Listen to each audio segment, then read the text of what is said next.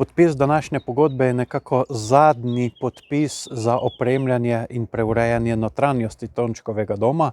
Z ureditvijo, namestitvijo opreme se zaključuje preurejanje notranjosti. Želja še tudi, da dodatno uredimo zunanjost, energetsko saniramo objekt, uredimo okolico, pa vendar bomo počakali na druge projekte, na druga razvojna sredstva.